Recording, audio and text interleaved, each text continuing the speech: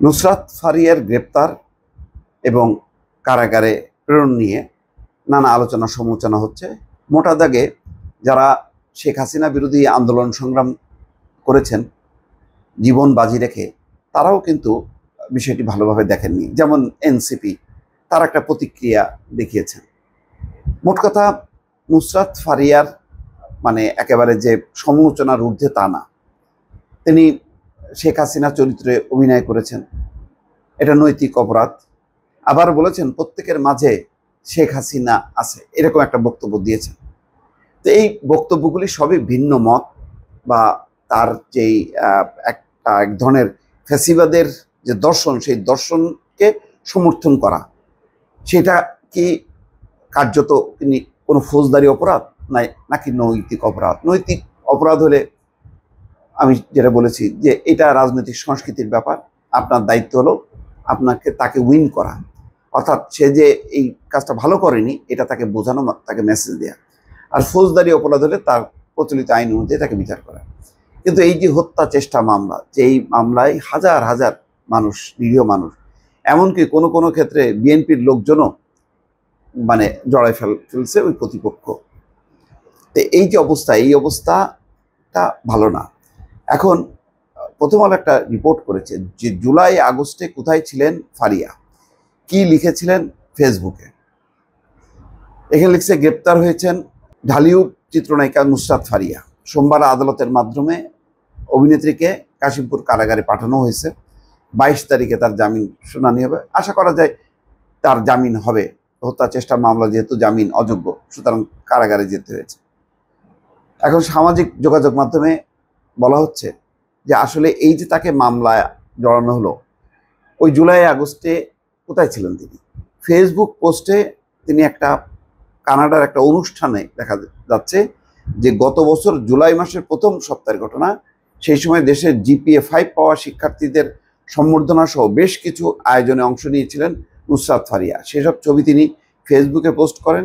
সপ্তাহখানেক পর 12ই জুলাই ফারিয়া এক ফেসবুক পোস্টে জানান ভালোভাবে কানাডা পৌঁছেছেন। পরবর্তী সময়ে কানাডার ক্যালিগরি শহরে বেশ কিছু আয়োজনে অংশ নেন এই অভিনেত্রী। সেসব ছবি ফেসবুকে পোস্ট করতেন তিনি।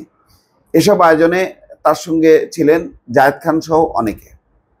আচ্ছা, তারপরে দেখেন এই 17ই জুলাই, যে কাজের কারণে আমি 1000 মাইল দূরে, কিন্তু আমার হৃদয়ে রক্তক্ষরণ হচ্ছে। আমি কেমন অনুভব করছি তা প্রকাশ করতে পারছি না।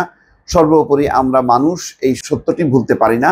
দয়া করি সবাই নিরাপদ থাকুন। দেখেন, একটা ইন জেনারেল একটা বক্তব্য দিছে। এর মধ্যে দিয়ে কিন্তু অর্থাৎ মানুষ যে খারাপ অবস্থার মধ্যে আছে ওই সময় আন্দোলন সংগ্রামের মধ্যে, সেই উদ্বেগ উৎকণ্ঠাটা সে কৌশলে কিন্তু প্রকাশ করলো। দেশের শিক্ষার্থীদের দাবি সরকার না মানায় ক্রমেই জুলাই আন্দোলন পরিস্থিতি খারাপের দিকে যেতে থাকে। জড়ো হতে থাকেন দেশের বিভিন্ন প্রতিষ্ঠানের শিক্ষার্থীরা, তাদের নানাভাবে বাধা দিতে থাকেন স্বৈরাচারী সরকার। পুলিশের গুলিতে নিহত হন রংপুর বিশ্ববিদ্যালয়ের শিক্ষার্থী আবু সাইদ সহ 6 জন। এই খুনের প্রতিবাদে সারা দেশে বিক্ষোভ করেন শিক্ষার্থীরা। এই ঘটনায় দেশ যখন উত্তাল, তখন প্রতিবাদে ফেসবুকে সোচ্চার থাকতে দেখা যায় নুসরাত ফারিয়াকে। ওই যে 17 জুলাই বলতেছেন যে দেশের কি অবস্থা, মানুষ সর্বোপরি মানুষ, সত্য, এই সত্য কথাটা আমি ভুলতে পারি না।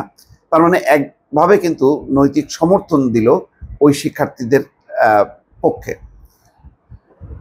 তারপরে সরকারি বাহিনী একের পর এক শিক্ষার্থীদের উপর গুলি ছোড়ে। 18ই জুলাই নুসরাত ফারিয়া তার ফেসবুক স্ট্যাটাসে শিক্ষার্থীদের জানাজা দেওয়ার একটা ছবি পোস্ট করে লিখেছিলেন, জাতি হিসাবে এর চেয়ে দুঃখজনক আর কিছু নেই। সেই পোস্ট 1000-এর বেশি ভক্তরা ভাগাভাগি করে নেন। শিক্ষার্থীদের পাশে থাকায় অনেকেই তার প্রশংসা করেন।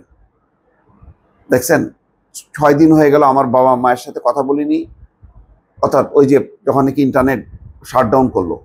আপনারা সবাই জানেন আমার বাবার অবস্থা তেমন ভালো নয়, কিন্তু আমি আমার সহকর্মী ছাত্র ভাই এবং বোনদের জন্য অনুভব করি, সবার সুস্থতা এবং দেশের শান্তি কামনা করছি। সামগ্রিকভাবে কিন্তু লিখতেছে।